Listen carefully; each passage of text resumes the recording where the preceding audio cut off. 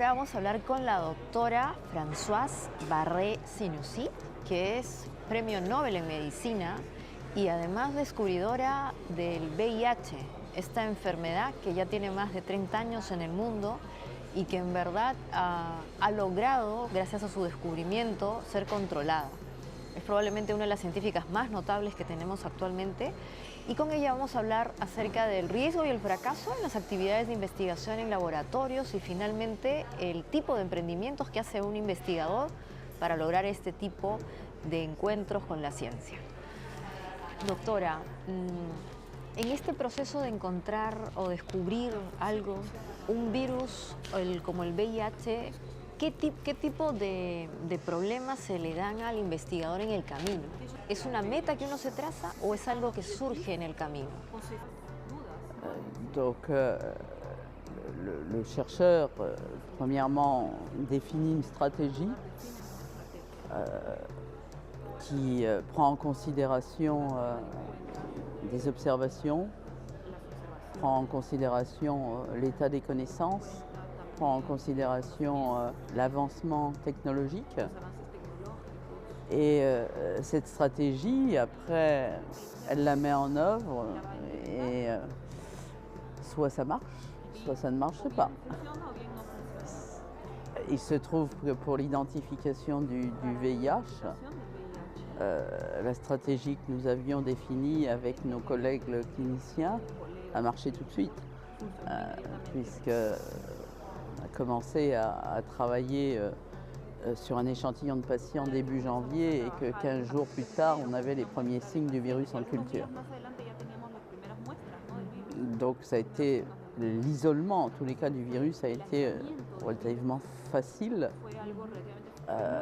parce que je pense que la stratégie qu'on avait définie était la bonne, mais on peut aussi se tromper. ¿Y qué pasa cuando la ruta no es tan simple como en este caso? ¿Cuán importante es la constancia en esta actividad? La persévérance est quelque chose d'extrêmement important dans les qualités du chercheur. Il doit savoir être persistant. Il ne doit cependant pas être têtu. À savoir qu'il doit être persistant si une stratégie ne marche pas. Il doit revoir ses hypothèses de travail, revoir sa stratégie, à nouveau faire les expériences avec la deuxième stratégie qu'il envisage, mais au bout de plusieurs essais, si aucune stratégie ne fonctionne et qu'après le chercheur s'aperçoit qu'il n'a probablement pas dans les mains encore toutes les technologies disponibles pour répondre à l'hypothèse de départ, il doit savoir arrêter aussi. Il doit aussi se poser la question si son hypothèse de départ était la bonne, parce qu'un chercheur peut aussi se tromper sur son hypothèse de départ. Donc il y a une remise en question en permanence. Je crois que la grande caractéristique du chercheur, c'est de savoir se remettre en permanence en question. Y hablando ya del perfil de los startuperos o de la gente que genera startups, allí ¿cómo es que se valora el hecho del ensayo y error, el fracaso? Digamos que como se ha puesto de moda, hoy día estas personas están encontrando elementos para poder aprender más rápido. De hecho, hay frases que hablan de esto de equivócate rápido y corrige más rápido, pero equivócate, ¿no?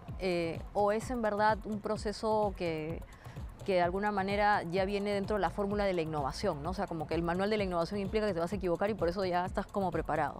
Sí, yo creo que hay que ver el proceso más como una secuencia de perfeccionamiento más que fracaso. Una ilustración que aparece en la biografía de Steve Jobs es que él pidió un primer prototipo del iPhone con un botón, ¿no? Y después de mucho esfuerzo llegan los ingenieros con 3 botones. Lo mira y se los tira por la cabeza y le dice, he dicho un botón, ¿no? Entonces, en esa lógica no hay tolerancia al fracaso, ¿no? Le traen un botón y dice, bueno, pero ahora hay que mejorar esto y hay que mejorar lo otro y así sucesivamente se va a perfeccionar. Entonces sí hay un tema de mejora continua, pero estas personas son intolerantes a la frustración, ¿no? Y tienen reacciones muy violentas. Por eso a veces generan un entorno que tiene un pésimo clima laboral en servicio de la productividad. La lección es que todo en exceso, incluyendo la exigencia, es dañino. Hay un perfil que se ha llamado conducta tipo A, que son personas que tienen un nivel de reacción adrenérgica muy alta. Entonces, la reacción adrenérgica tiene dos fases. Primero, que hay un estímulo que genera la aceleración y en segundo lugar, una vez que se han disparado las hormonas de la adrenalina, hay unas sustancias que la van regulando. Estas personas con conducta tipo A tienen exacerbado el gen que genera la reacción y tienen atrofiado el gen que lo regula y lo inhibe. Entonces están acelerados por doble partida, ¿no? Nunca están satisfechos, están en un proceso de permanente insatisfacción y son muy violentos en su interacción. Pero lo que se ha encontrado es que si se aísla el factor de reacción y trato violento con los demás y con uno mismo, se mantienen las características de productividad y se reduce el daño en el clima organizacional y el daño en la salud del líder. Entonces las tendencias ahora es a incentivar esos elementos positivos, pero a controlar el afecto negativo que salpica para el grupo y para la salud del individuo. Terminan muriéndose de cáncer, de unas, y les van saliendo enfermedades que no tienen diagnóstico físico y a la larga no es una buena inversión para la empresa ni para el individuo.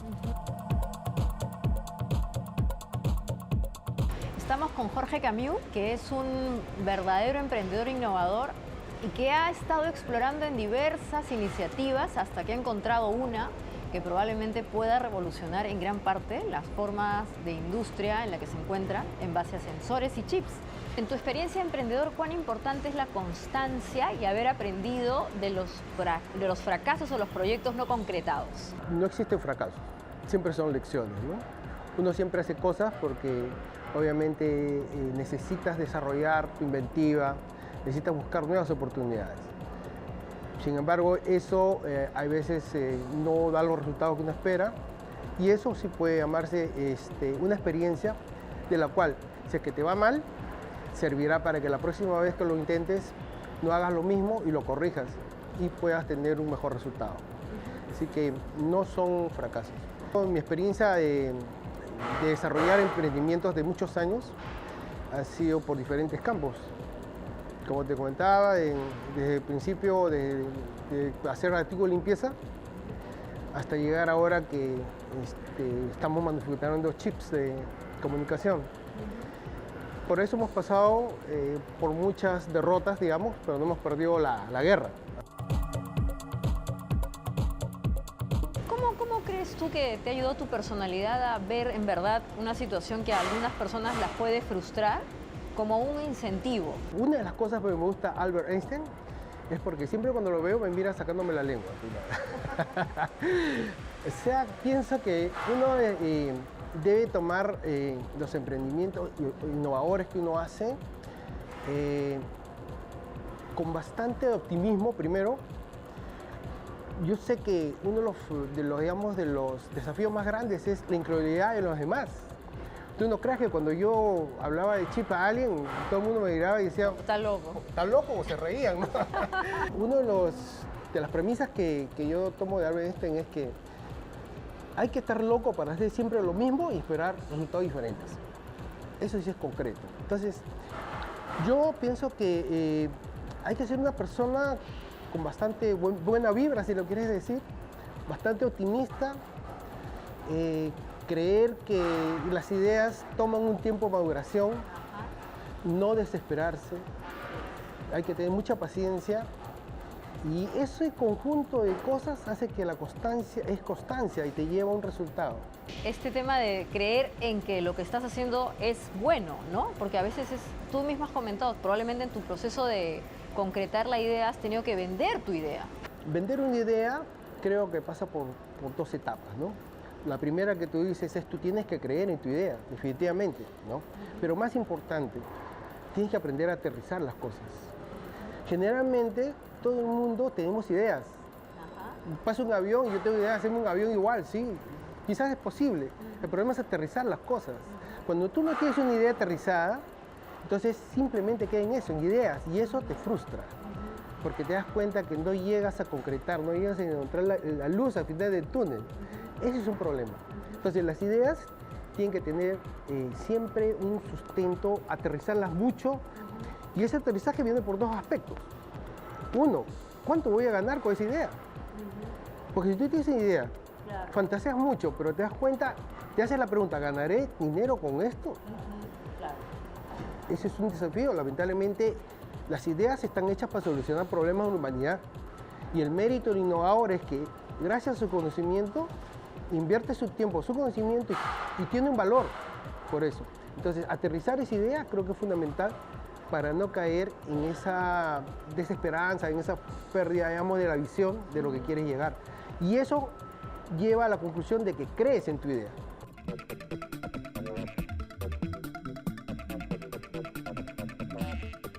Entonces el tema es, tanto el asumir los fracasos como los riesgos tiene que estar en una situación de ponderación, ¿no? Ni mucho ni poco, y tratar de encontrar un equilibrio que es complejo, ¿no? ¿Y cómo se llega a ese equilibrio? En verdad, en el mismo proceso de ir fracasando, uno puede ir regulando su experiencia con el fracaso y con el riesgo. Sí, y de hecho la secuencia de éxito, de fracaso va a generar un cambio en ciertas hormonas. Se sabe que las personas que van teniendo éxitos sucesivos van aumentando su testosterona y esto les da más seguridad en sí mismos. Y las personas que van fracasando sucesivamente reducen su testosterona y se vuelven más inseguros, lo cual es adaptativo, ¿no? Porque evita que el que no la está haciendo siga invirtiendo mal el dinero de la sociedad y de la organización. Y apoya a las personas que tienen mayor seguridad. Pero si la pregunta es cómo incentivarlo, yo creo que esto hay que comenzar desde muy pequeños, ¿no? Haciendo programas que seleccionen a los individuos que tienen ese potencial, darles la seguridad, pero también darles la formación, ¿no? Unas escuelas de líderes, pero escuelas bien hechas, no de eslogan, sino con un conocimiento técnico de la genética molecular, de la inducción y de la psicología social de la innovación y del liderazgo.